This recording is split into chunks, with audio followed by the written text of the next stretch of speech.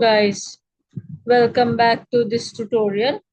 In this tutorial, we are going to go ahead and make use of all the DML exception methods that we discussed in our previous tutorials. So first thing is we are going to go back to our developer console here, and in the debug section, go ahead and open this execute anomalous window, and this is the code from our last section. So just we are going to get rid of this, and now what I'm going to do is we are going to go ahead and write another program, and this program we are going to go ahead and throw a DML exception. So the first thing is, let's say I'm trying to create a account record, and in order to create an account record, what are the important things that we need? So if we go back to our account object here,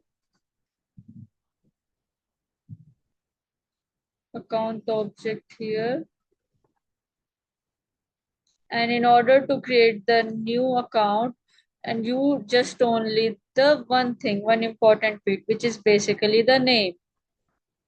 What is the field label of this account name? The field name is the name, and the field label is the account name. So in order to refer this field in the program, we are going to make use of the field name, not of the field label. So we are going to use this particular name. So in order to create a new account, the only required field we have is the account name. So going back to our developer console, so what I'm trying to do is I'm going to go ahead and trying to create my first account record is equals to new of account,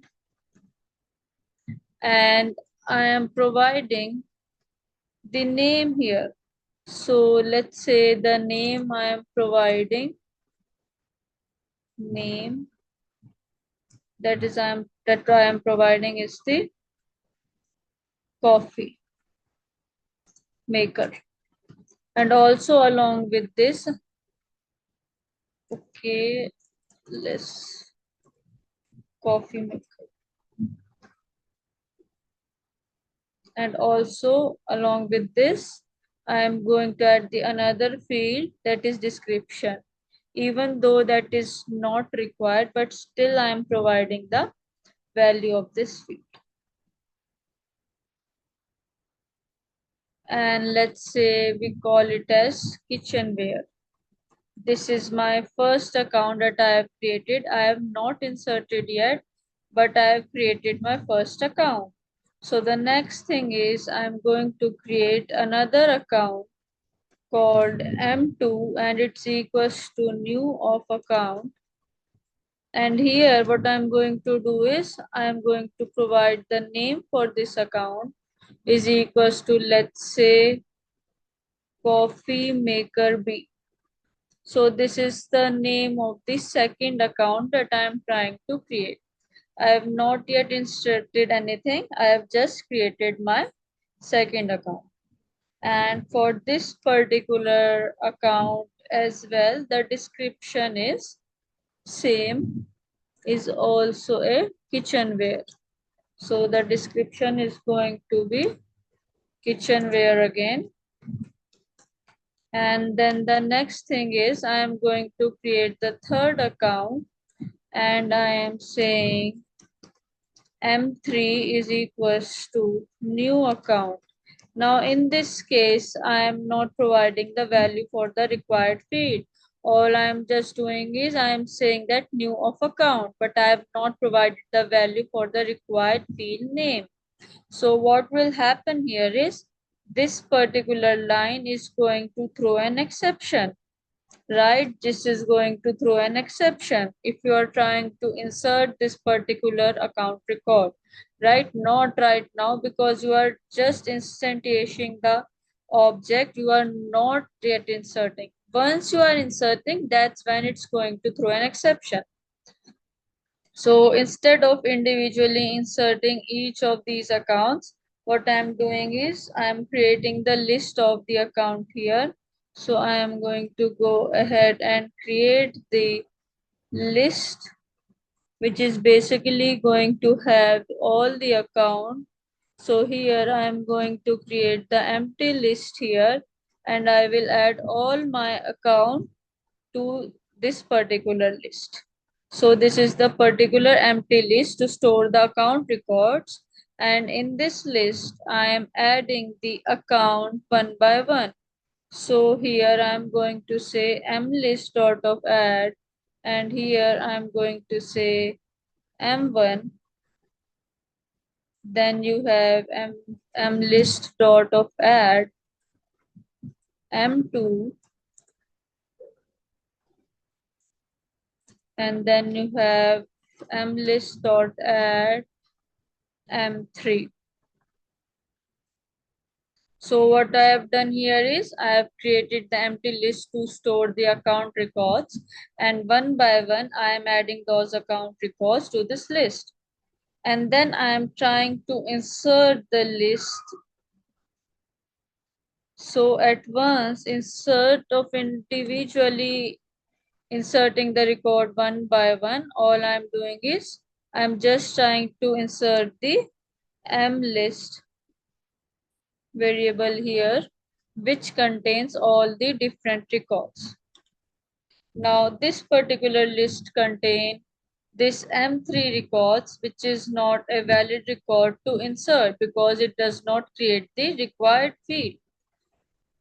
So this particular statement is going to throw an exception. So I wanted to handle this, right? This is going to throw an exception.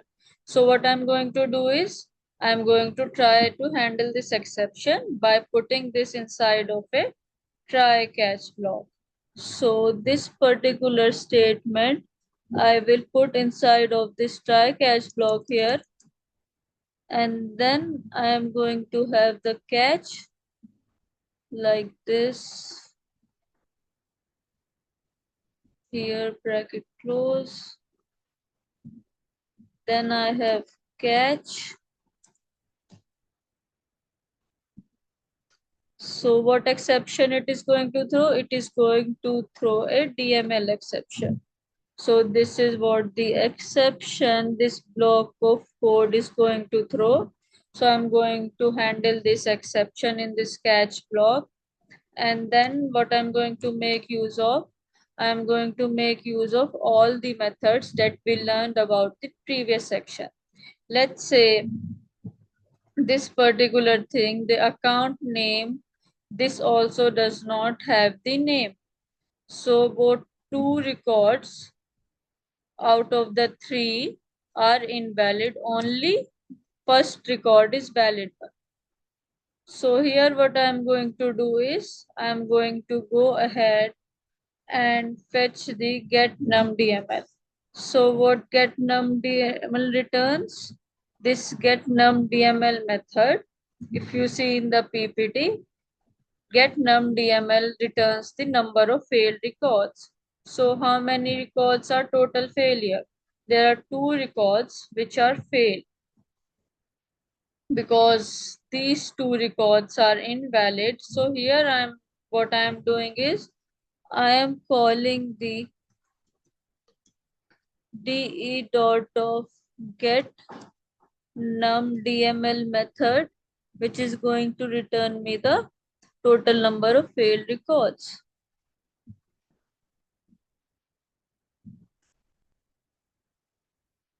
And I am going to store this number in a variable here, integer num errors.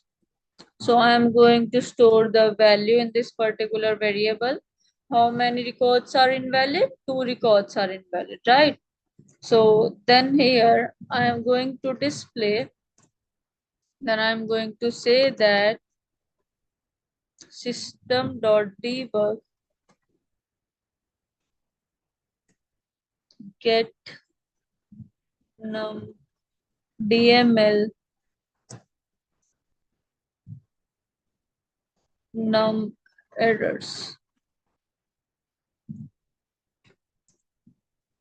and then I'm going to say that I'm going to loop through each of the records which are invalid. So I'm going ahead and create a loop here, integer I is equals to 0, and then I less than num error. So basically how much is equal less than equals to. So basically there are two errors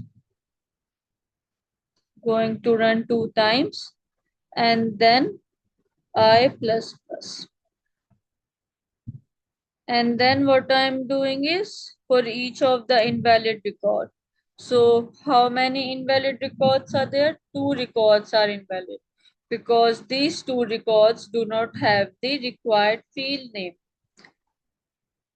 And then for each of the record, I'm going to go ahead and display the DML field names method.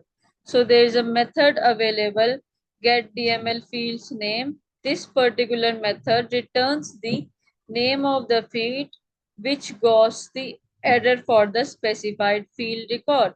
So in both the cases, the name is the required field.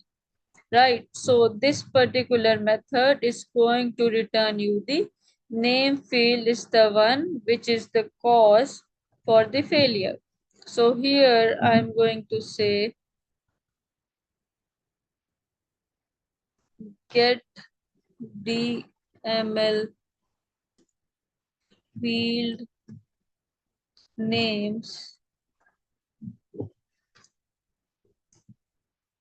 de dot get DML field names.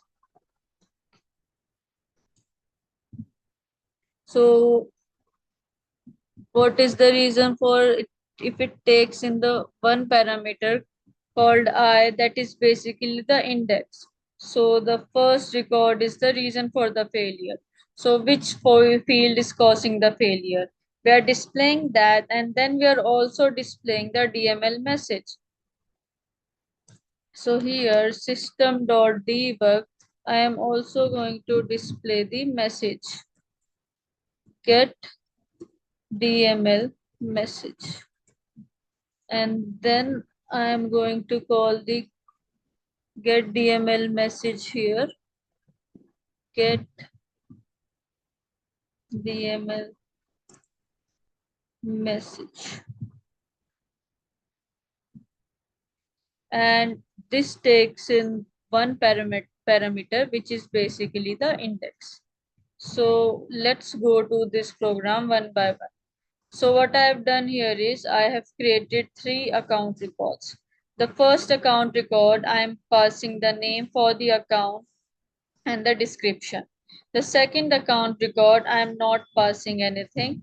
Even though the required field is name, I am still not providing the value for the required field.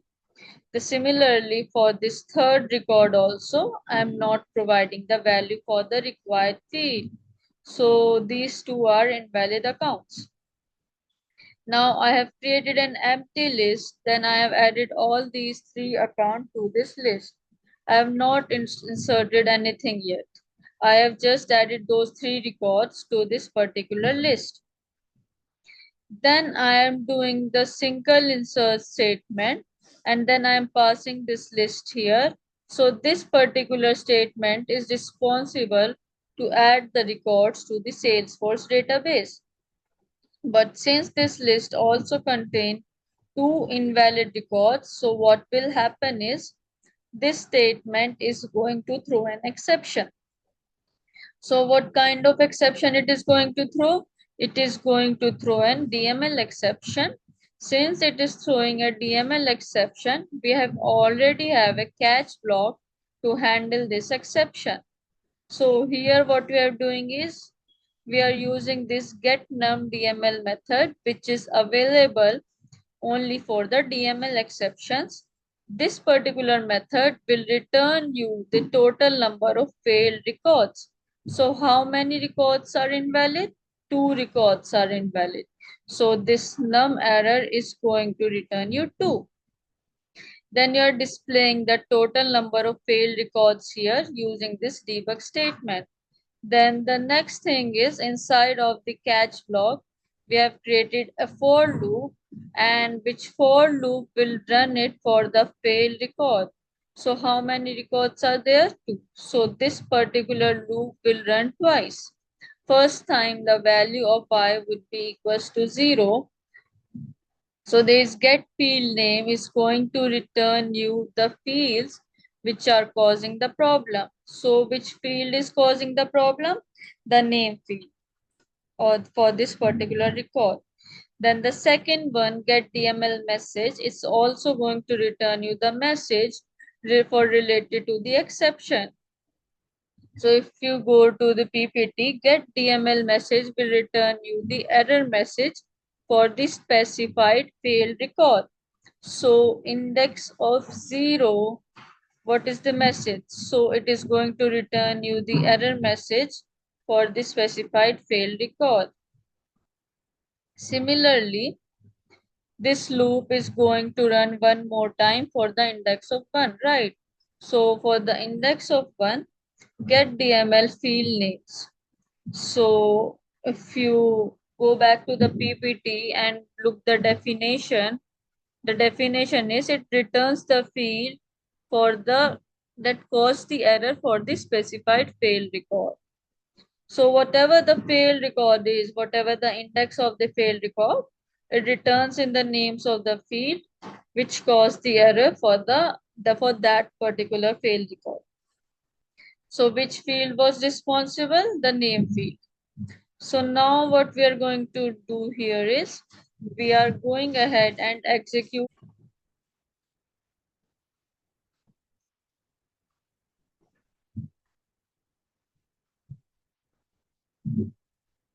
Go to debug only. Let's look at the output of the program. So now let me open this anonymous window here as well. So how many records are fault? Two records. These two are the one which are at fault. These two. Which fields are the one? So first thing is the field that is going to be the name field, and because of the first record, and then the required fields are missing, which is the name. Then the another record which was failed because of this name field, so that's why it gave you the name here. And then you have is it displays you the message for the second failed record as well. So this is what each of the method is doing. Get num DML is returning the total number of failed records.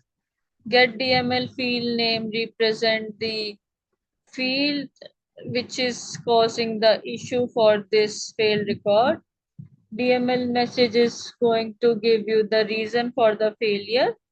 You're passing the index of the record you are looking for, the index of the failed record.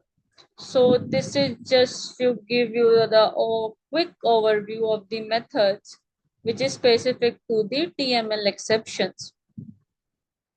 So let's meet in the next tutorial. Till then, have a good day. Bye.